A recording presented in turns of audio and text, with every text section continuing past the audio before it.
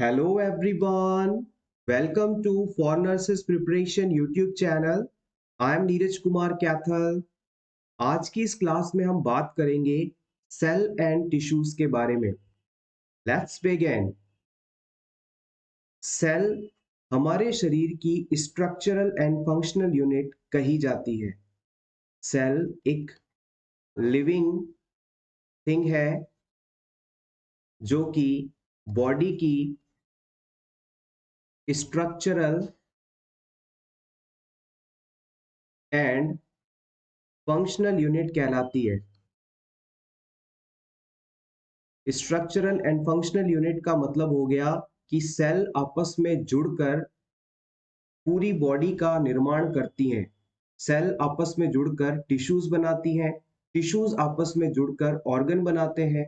Organ आपस में जुड़कर सिस्टम बनाते हैं और कई सारे सिस्टम मिलकर पूरी कंप्लीट बॉडी का निर्माण करते हैं. तो हम कह सकते हैं हमारी बॉडी की स्ट्रक्चरल और फंक्शनल यूनिट है सेल.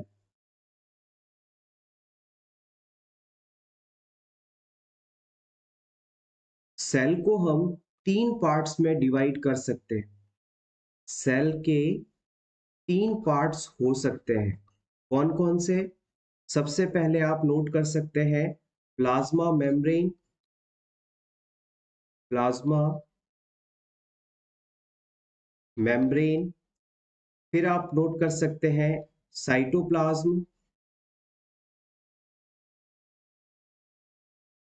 फिर आप नोट कर सकते हैं न्यूक्लियस.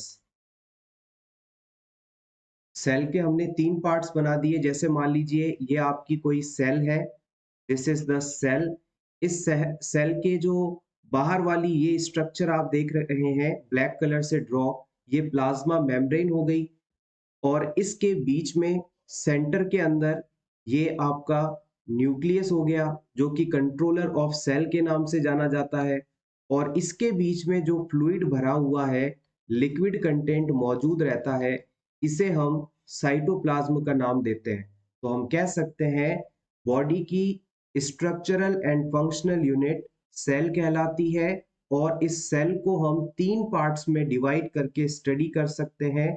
सबसे बाहर वाली मेम्ब्रेन जिसके अंदर सारा कंटेंट मौजूद रहता है प्लाज्मा मेम्ब्रेन कहलाता है. न्यूक्लियस और प्लाज्मा मेम्ब्रेन के बीच में मौजूद लिक्विड साइटोप्लाज्म कहलाता है.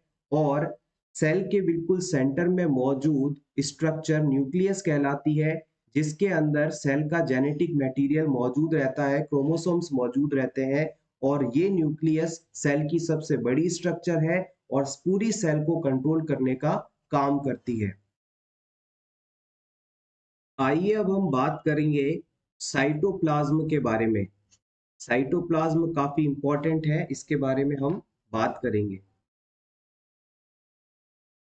साइटोप्लाज्म, हमने आपको बताया कि किसी सेल की सेल मेम्ब्रेन और न्यूक्लियस के बीच में जो सब्सटेंस पाया जाता है उसे हम साइटोप्लाज्म का नाम देते हैं. और इस साइटोप्लाज्म के अंदर दो डिविजन्स किए जा सकते हैं, दो स्ट्रक्चर्स पाई जाती हैं. पहला आप नोट कर सकते हैं साइटोसोल. साइटोसोल. और दूसरी स्ट्रक्चर होती है ऑर्गेनल्स. साइटोप्लाज्म को हम दो पार्ट्स में डिवाइड कर सकते हैं. एक तो हो गया साइटोसोल और दूसरा हो गया ऑर्गेनल्स. यानी कि न्यूक्लियस और सेल मेम्ब्रेन के बीच में जो कंप्लीट स्पेस में पाया जाने वाला कंटेंट है वो पूरा साइटोप्लाज्म कहलाता है. इस साइटोप्लाज्म से अगर सेल ऑर्गेनल्स को अलग कर दिया जाए तो रिमेनिंग कंटेंट जो है साइटोसोल कहलाएगा. अगर आप साइटोप्लाज्म के बारे में नोट करना चाहें तो आप नोट कर सकते हैं साइटोसोल. साइटोसोल को आप इंट्रासेल्युलर फ्लूइड का नाम दे सकते हैं. इसके बारे में आप नोट कर सकते हैं it is a intracellular fluid. देखिएगा, इस चीज को समझिएगा. ये सेल है, जो भी फ्लूइड इस सेल के अंदर पाया जाएगा वो सभी इंट्रासेल्यूलर फ्लूइड कहलाएगा। इसे आप शॉर्ट में ICF कह सकते हैं। और इस सेल के बाहर जो भी फ्लूइड पाया जाएगा उसे आप एक्स्ट्रा सेल्यूलर फ्लूइड कहेंगे। तो याद रखिएगा, साइटोसोल जो है इंट्रासेल्यूलर फ्लूइड के रूप में जाना जाता है। हमारी सेल का जो टोटल वॉल्यूम होता है उसका लगभग 55% इस साइटोसोल के द्वारा बनाया जाता है। It is 55% of total sale volume. कुल सेल वॉल्यूम का 55% इसी के द्वारा बनाया जाता है। अब इस साइटोसोल के कॉन्स्टिट्यूएंट्स की बात की जाए तो इसके अंदर 75 से लेकर 90% वाटर होता है। साइटोसोल के अंदर 75 से 90% वाटर होता है और रिमेनिंग जो सब्सटेंस है उसमें आयंस होते हैं, ग्लूकोज होता है, एमिनो एसिड्स होते हैं। ये सभी कंटेंट्स इसके अंदर पाए जाते हैं। अब हम नेक्स्ट बात करने वाले हैं सेल के अंदर जो ऑर्गेनल्स पाए जाते हैं। हमने अभी तक क्या पढ़ा? सेल के बारे में पढ़ा कि हमारे बॉडी की सबसे छोटी संरचनात्मक और क्रियात्मक इकाई है सेल। और इस सेल के अंदर तीन पार्ट्स के बारे में हमने जाना। सबसे बाहर वाली लेयर है प्लाज्मा मेम्ब्रेन, इसके बीच में सेंटर में है इसका ब्रेन जिसे न्यूक्लियस कह सकते हैं, और इन दोनों के बीच में जो लिक्विड पाया जाता है उसे साइटोप्लाज्म कहा हमने। साइटोप्लाज्म को हम दो प्रकार से क्लासिफाई कर सकते हैं। जो लिक्विड पोर्शन है वो साइटोसोल है, और इसके अंदर कुछ ऑर्गेनल्स पाई जाती हैं, कुछ स्ट्रक्चर्स पाई जाती हैं जो सेल के अंदर मेटाबॉलिज्म आदि फंक्शंस को परफॉर्म कराती है। अब हम बात करेंगे सेल के अंदर पाए जाने वाले सभी ऑर्गेनल्स की। आप चाहें तो हेडिंग नोट कर लीजिएगा, ऑर्गेनल्स। ऑर्गेनल्स की बात की जाए तो हमारे सेल के अंदर स्पेशल स्ट्रक्चर वाली कुछ कंटेंट पाए जाते हैं जो कि बॉडी सेल के अंदर स्पेसिफिक फंक्शंस को परफॉर्म करने के लिए जरूरी होते हैं। एग्जाम्पल की बात की जाए तो centrosome, ribosomes, endoplasmic reticulum, Golgi apparatus, mitochondria, ये सभी सेल ऑर्गेनल्स के अंदर इंक्लूड किए जाते हैं। सबसे पहले हम यहाँ पर बात करेंगे सेंट्रोसोम की। सेंट्रोसोम, सेंट्रोसोम नामक सेल ऑर्गेनल को हम सबसे पहले डिस्कस करेंगे। सेंट्रोसोम सेल के न्यूक्लियस के पास पाए जाने वाला ऑर्गेनल है जिसके अंदर दो सेंट्रियोल्स पाई जाती है। आप चाहें तो इसके बारे में लिख सकते हैं, found near the nucleus and it contains two centrioles in its center. Two centrioles, two centrioles in its center. यानी न्यूक्लियस के पास पाया जाता है सेंट्रोसोम, और इस सेंट्रोसोम के सेंटर में दो सेंट्रियोल्स होती हैं। अब जब माइटोसिस सेल डिवीजन होता है तो ये दो सेंट्रियोल्स, जैसे मान लीजिए सेल है, ये सेंट्रियोल सेल के ऑपोजिट पोल पर जाकर ऑपोजिट पोल पर पहुंच जाती हैं और वहां पर सेंटर ऑफ एस्टर बनाती हैं, जिससे कि स्पाइंडल फाइबर्स जो है अटैच हो जाते हैं। तो याद रखिएगा, सेंट्रोसोम क्या है? न्यूक्लियस के पास पाए जाने वाली स्ट्रक्चर है जिसके सेंटर में दो सेंट्रियोल्स होते हैं, और ये सेंट्रियोल्स माइटोसिस सेल डिवीजन के दौरान सेल के ऑपोजिट पोल्स पर जाते हैं और सेंटर ऑफ एस्टर का निर्माण करते हैं, जिससे कि स्पाइंडल फाइबर्स अटैच होते हैं। नेक्स्ट सेल ऑर्गेनल की हम बात करेंगे, नोट करिएगा। नेक्स्ट सेल ऑर्गेनल है राइबोसोम। इंपॉर्टेंट, यहां से काफी क्वेश्चंस पूछे जाते हैं राइबोसोम्स। राइबोसोम नामक सेल ऑर्गेनल का जो निर्माण है वो राइबोसोमल आरएनए और प्रोटीन के द्वारा होता है। आप यहाँ नोट कर सकते हैं, made up of ribosomal ribosomal RNA, इसे आप शॉर्ट में आर आर आरएनए लिखते हैं। राइबोसोमल आरएनए को शॉर्ट में आर आरएनए लिखते हैं। आर आरएनए और प्रोटीन मिलकर राइबोसोम्स का निर्माण करते हैं, और इनका निर्माण कहाँ होता है ये पूछ लिया जाए तो आप बता सकते हैं, into the nucleolus of nucleus. Nucleolus of nucleus. फिर से समझिएगा, राइबोसोम का निर्माण न्यूक्लियोलस ऑफ न्यूक्लियस में आर आरएनए और प्रोटीन के मिलने के बाद होता है। आर आरएनए और प्रोटीन मिलकर न्यूक्लियस के न्यूक्लियोलस में राइबोसोम्स का निर्माण करते हैं। राइबोसोम्स को हम साइट ऑफ प्रोटीन सिंथेसिस के रूप में जानते हैं। इसके बारे में लिखिएगा, साइट ऑफ प्रोटीन सिंथेसिस। ये इंपॉर्टेंट पॉइंट है, यहाँ पर सबसे ज्यादा यही चीज पूछी जाती है कि साइट ऑफ प्रोटीन सिंथेसिस किसे कहा जाता है, तो आप बताएंगे राइबोसोम्स को। Ribosomes mainly rough endoplasmic reticulum पर पाए जाते हैं। आप नोट कर सकते हैं, ribosomes found mainly upon rough endoplasmic reticulum. Rough endoplasmic reticulum के ऊपर राइबोसोम्स पाए जाते हैं। यहां पर देखिएगा, जो राइबोसोम एंडोप्लाज्मिक रेटिकुलम पर पाए जाते हैं उनके द्वारा जो प्रोटीन बनाया जाता है उसका इस्तेमाल स्पेसिफिक ऑर्गेनल्स के द्वारा किया जाता है, जबकि वो राइबोसोम्स जो किसी एंडोप्लाज्मिक रेटिकुलम से अटैच नहीं है, साइटोसोल के अंदर फ्री पड़ा हुआ है, तो इसके द्वारा जो प्रोटीन बनाया जाएगा वो प्रोटीन साइटोसोल के द्वारा इस्तेमाल किया जाएगा।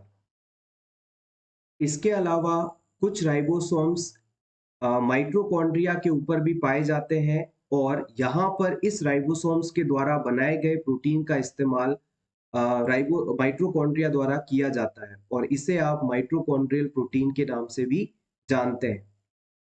नेक्स्ट आप हेडिंग डालिएगा, नेक्स्ट हमारा सेल ऑर्गेनल रहेगा सी नंबर पे, lysosome. Lysosomes lysosomes lysosome cell का एक बहुत ही इंपॉर्टेंट कंपोनेंट है।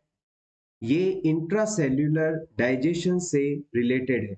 आप लिख सकते हैं, related with intracellular digestive system.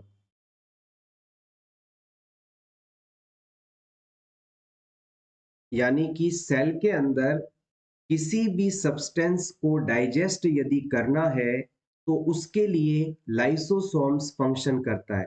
यानी सेल के अंदर पाए जाने वाली लाइसोसोम नामक स्ट्रक्चर ऐसे कुछ एंजाइम्स बनाती है जो कि हमारी सेल के अंदर ऐसा कोई सब्सटेंस एंटर हो जाए जो कि हार्मफुल हो, या फिर डेड ऑर्गेनल्स हैं, ओल्ड एज ऑर्गेनल्स है, उन सभी को डिस्ट्रॉय करने, गलाने, पचाने के लिए काम करने वाला स्ट्रक्चर है।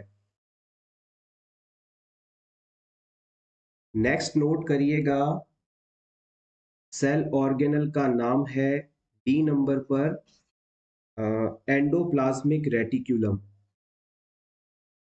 एंडोप्लाज्मिक रेटिकुलम, शॉर्ट में हम इसे ER के नाम से लिखेंगे, बोलेंगे। एंडोप्लाज्मिक रेटिकुलम न्यूक्लियस और सेल मेम्ब्रेन के बीच में पाया जाने वाला मेम्ब्रेनस ट्यूब्यूल्स का एक नेटवर्क है।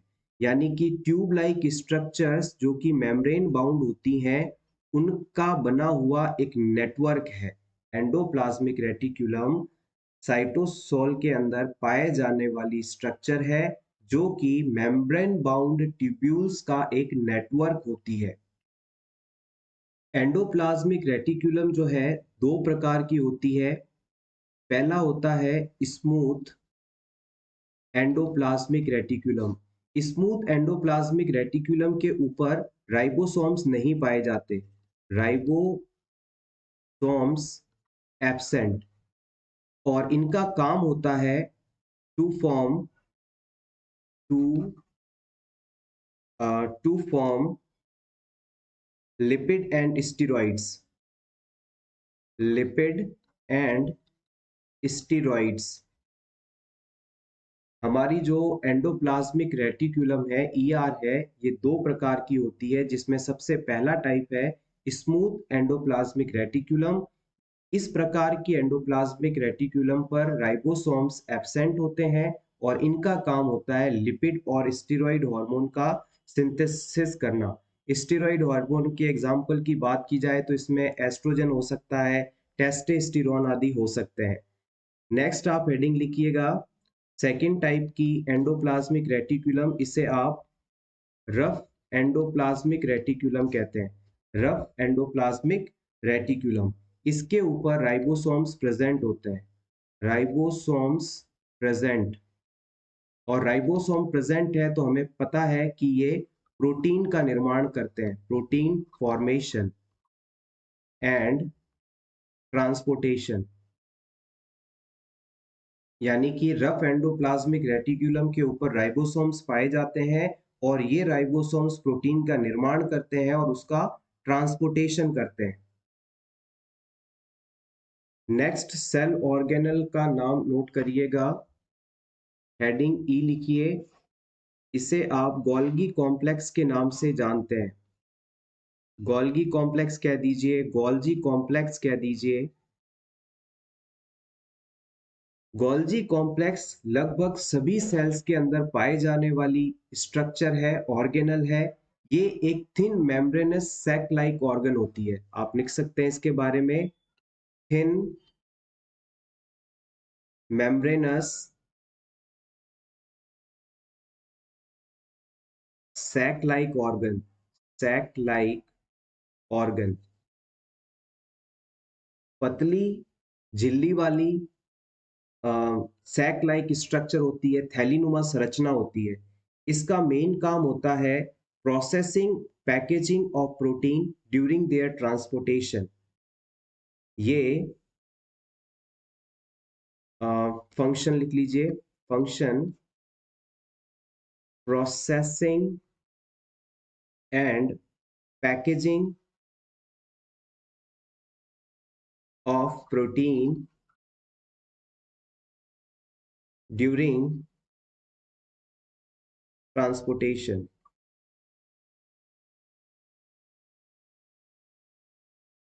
यानी प्रोटीन का जब ट्रांसपोर्टेशन होना होता है तो इस प्रोटीन का प्रोसेसिंग करना और उसे पैकेज करना, ये काम गोल्गी कॉम्प्लेक्स द्वारा किया जाता है। नेक्स्ट हम बात करेंगे सेल ऑर्गेनल, जो कि काफी इंपॉर्टेंट है। हेडिंग लिखिएगा, एफ सेल ऑर्गेनल है, that is mitochondria. Mitochondria, mitochondria के बारे में आप सभी अच्छी तरह से जानते हैं। इस सेल ऑर्गेनल का जो शेप होता है वो रॉड शेप या ओवल शेप होता है। 0.5 म्यू एम इसका डायमीटर होता है। नोट करिएगा, रॉड और ओवल शेप स्ट्रक्चर, और इसका जो डायमीटर होता है यानी व्यास होता है वो करीबन 0.5 म्यू एम होता है। इस प्रकार से देखने में कुछ ये स्ट्रक्चर देखने को मिलती है। This is the structure of mitochondria. Mitochondria के अंदर एक इंपॉर्टेंट फंक्शन होता है एटीपी सिंथेसिस का। माइटोकॉन्ड्रिया में एटीपी का सिंथेसिस होता है, एटीपी का निर्माण होता है। इसी वजह से इसे हम पावर हाउस ऑफ सेल के नाम से जानते हैं। माइटोकॉन्ड्रिया के अंदर एटीपी का निर्माण होता है, इसी वजह से हम इसे पावर हाउस ऑफ सेल के नाम से जानते हैं। और ये चीज प्रीवियस एग्जाम में कई बार पूछी गई है, बहुत ही इंपॉर्टेंट है। Power house of cell is mitochondria. जिस ऑर्गन के अंदर जितनी ज्यादा एनर्जी की रिक्वायरमेंट होती है, या यूं कहें कि जो बॉडी ऑर्गन जितना ज्यादा एक्टिव होता है, उसमें माइटोकॉन्ड्रिया की संख्या उतनी ही ज्यादा होती है। क्योंकि ज्यादा एक्टिव ऑर्गन्स को काम करने के लिए ज्यादा एनर्जी की आवश्यकता होगी, तो इस एनर्जी का निर्माण माइटोकॉन्ड्रिया करेंगे। तो ज्यादा एनर्जी मतलब ज्यादा माइटोकॉन्ड्रिया।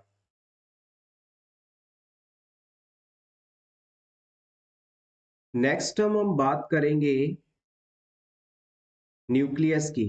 हमने सेल के 3 पार्ट्स पढ़े थे। प्लाज्मा मेम्ब्रेन जो आउटर कवरिंग है, बीच में है न्यूक्लियस, और इन दोनों के बीच में था साइटोप्लाज्म। और साइटोप्लाज्म के अंदर जो मोस्ट इंपॉर्टेंट ऑर्गन्स थे, हमने उनको डिस्कस कर लिया। अब बात करते हैं न्यूक्लियस की। हेडिंग लिखिएगा, न्यूक्लियस।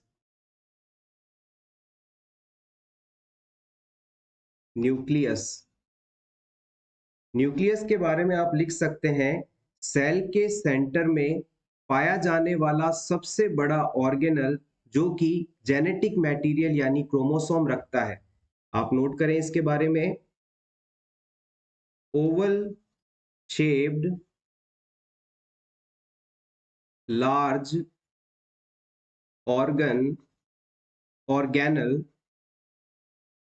प्रेजेंट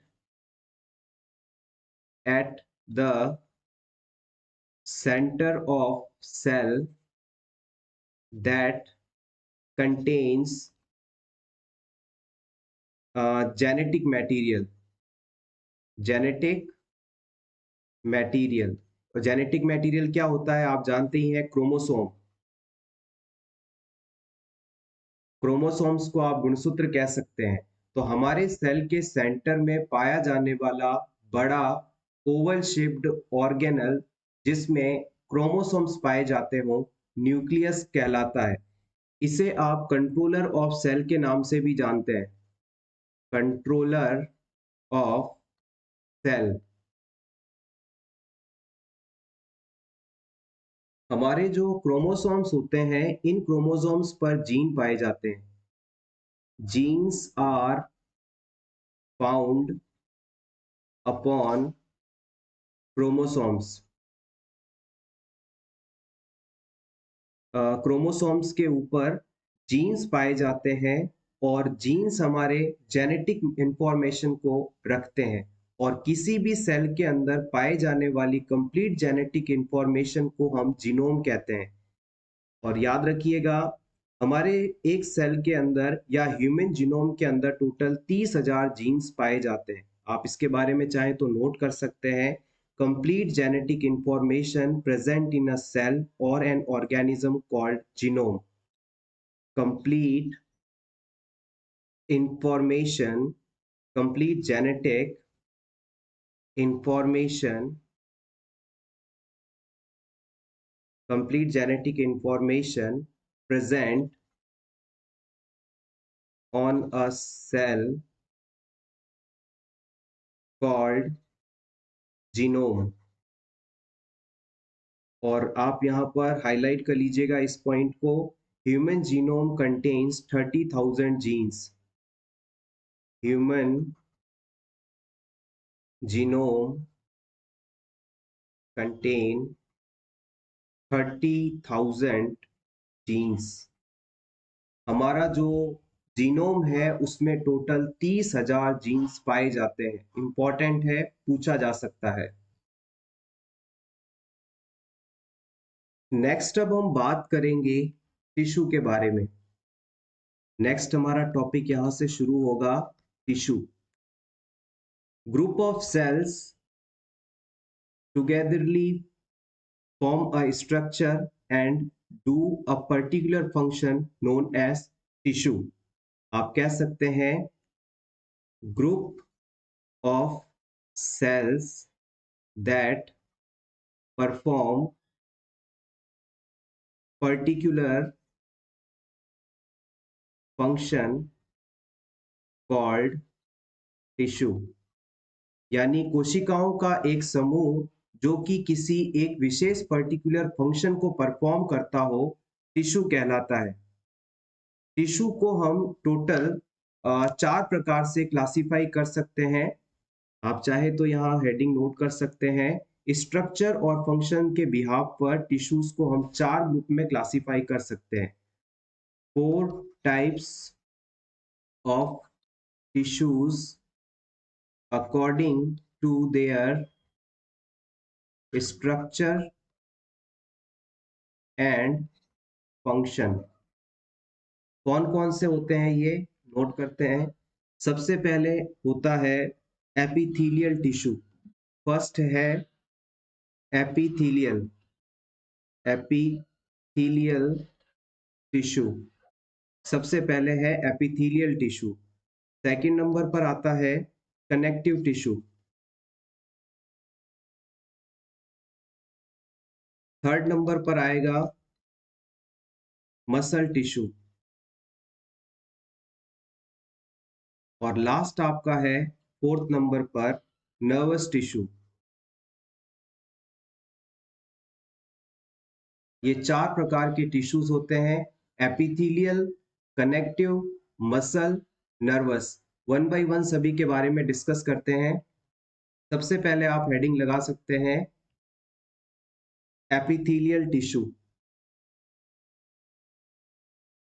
ए लिख लीजिएगा इसे। एपिथेलियल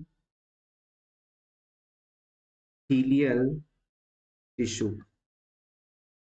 एपिथेलियल टिश्यू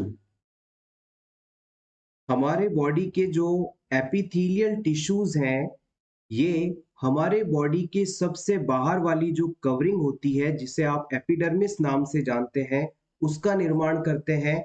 और साथ ही साथ जो हॉलो मस्कुलर ऑर्गन्स होते हैं, हॉलो ऑर्गन्स होते हैं, उनकी जो सबसे अंदर की मेम्ब्रेन होती है, लेयर होती है, वो इन्हीं एपिथेलियल टिश्यूज की बनी होती है। कोई भी हॉलो ऑर्गन है, बॉडी कैविटी है, ग्लैंड है, डक्ट है, इन सभी की जो अंदर वाली लेयर होती है, वो एपिथेलियल टिश्यूज की ही बनी होती है। आप चाहे तो यहाँ नोट कर सकते हैं, इट फॉर्म्स आउटर कवरिंग, या इसे आप सरफेस कह सकते हैं, एपिडर्मिस कह सकते हैं, epidermis like epidermis, and internal covering of hollow organ, ducts, glands, etcetera. यानी कि एपिथेलियल टिश्यू हमारे शरीर की सबसे ऊपर वाली कवरिंग, सबसे बाहर वाली त्वचा यानी एपिडर्मिस का निर्माण करते हैं। और ऐसे ऑर्गन्स जो कि अंदर से खोखले हैं, उनके अंदर वाली लेयर का निर्माण करते हैं। इसमें एग्जाम्पल की बात की जाए तो बॉडी कैविटी, ग्लैंड, डक्ट आदि इंक्लूड किए जा सकते हैं। एपिथेलियल टिश्यूज की जो सेल्स होती हैं, ये बहुत ही ज़्यादा कंटिन्यूअसली शीट के रूप में अरेंज्ड रहती हैं। और जिस जगह पर ये टिश्यू पाए जाते हैं, वहाँ पर इनकी सिंगल लेयर या मल्टीपल लेयर्स देखने को मिल सकती है। इन टिश्यूज की जो सेल होती हैं या इन टिश्यूज के बीच में जो स्पेस होता है, वो बहुत ही कम होता है, यानी कि लेस स्पेशियस टिश्यू के रूप में इन्हें जाना जाता है। एपिथेलियल टिश्यू के अंदर किसी भी प्रकार की ब्लड सप्लाई नहीं होती, यानी ये अवैस्कुलर टिश्यूज होते हैं, लेकिन इनके अंदर नर्व सप्लाई प्रेजेंट होती है। अब हम बात कर लेते हैं टाइप्स ऑफ एपिथेलियम टिश्यूज की। एपिथेलियल टिश्यूज के कितने टाइप होते हैं। सबसे पहले आप लिख सकते हैं 2 टाइप्स। इनके 2 ब्रॉड कैटेगरीज होती हैं, 2 बड़े प्रकार होते हैं। सबसे पहला जो होता है, उसे आप लिख लीजिएगा covering and lining epithelial tissue. covering and lining epithelial tissue। और दूसरा आप लिख सकते हैं glandular epithelial tissue, glandular epithelial tissue. ये दोनों ही रूप से क्लासिफाई किए जा सकते हैं, covering and lining epithelial tissue and second one is glandular epithelial tissue. और फर्दर स्टडी अगर की जाए तो यहाँ पर ये जो कवरिंग और लाइनिंग एपिथेलियल टिश्यू है, इसे हम फर्दर दो टाइप से क्लासिफाई कर सकते हैं। पहला है सिंपल एपिथेलियल टिश्यू, यानी कि सिंगल लेयर वाला एपिथेलियल टिश्यू, यानी जहां पर भी ये टिश्यू पाए जा रहे हैं इनकी सिर्फ सिंगल लेयर पाई जाती है, तो ये सिंपल एपिथेलियम टिश्यू कहलाएंगे। और अगर किसी जगह पर ये टिश्यू मल्टीपल लेयर्स में पाए जाते हैं, एक के ऊपर एक कई लेयर्स में पाए जाते हैं, तो ऐसे को हम स्ट्रेटिफाइड एपिथेलियल टिश्यू के नाम से जानते हैं। अगर नेक्स्ट हम ग्लैंड्यूलर एपिथेलियल टिश्यूज की बात करें तो ये वह टिश्यूज होते हैं जो कि एंडोक्राइन और एक्सोक्राइन ग्लैंड के अंदर पाए जाते हैं और इनके द्वारा सिक्रीशंस प्रोड्यूस करने की क्षमता होती है। यानी ऐसे एपिथेलियल टिश्यू सेल्स या ऐसी एपिथेलियल सेल्स जो कि सिक्रीशंस प्रोड्यूस कर सकती हैं, ग्लैंड्यूलर एपिथेलियल टिश्यू कहलाती हैं। एक बार फिर से थोड़ा सा रिवाइज कर लेते हैं। हमने कहा था कि सेल्स का ग्रुप टिश्यू बनाता है जो कि एक स्पेसिफिक फंक्शन को परफॉर्म करने के लिए रिस्पॉन्सिबल होता है। फिर टिश्यूज को हमने चार टाइप्स में डिवाइड किया, epithelial, connective, muscle and nervous. अभी हम एपिथेलियल टिश्यू की बात कर रहे हैं। एपिथेलियल टिश्यू वह टिश्यू होते हैं जो कि बॉडी के सबसे बाहर वाली कवरिंग और इंटरनल ऑर्गन्स, कैविटी, डक्ट आदि की इंटरनल कवरिंग को बनाते हैं। एपिथेलियल टिश्यूज को हमने दो प्रकार से क्लासिफाई किया, covering and lining epithelial tissue and glandular epithelial tissue. यहाँ पर जो ए नंबर पर covering and epithelial lining tissue है, इसे दो प्रकार से आगे सब डिवाइड किया जा सकता है। ऐसा पहला टाइप जिसे सिंपल एपिथेलियम कहेंगे जो कि सिंगल लेयर में पाया जाता है, और अगर ये टिश्यू मल्टी लेयर्स में पाया जाता है तो इसे हम स्ट्रेटिफाइड एपिथेलियम टिश्यू का नाम देंगे। और सेकंड है glandular epithelial tissue. Glandular epithelial tissue नाम से ही पता चल रहा है कि ये ग्लैंड के अंदर पाया जाता है। ग्लैंड चाहे एंडोक्राइन हो या एक्सोक्राइन हो, दोनों में ही पाया जाएगा। और ये टिश्यू स्पेशल टाइप के सिक्रीशंस सिक्रीट करने की क्षमता रखता है।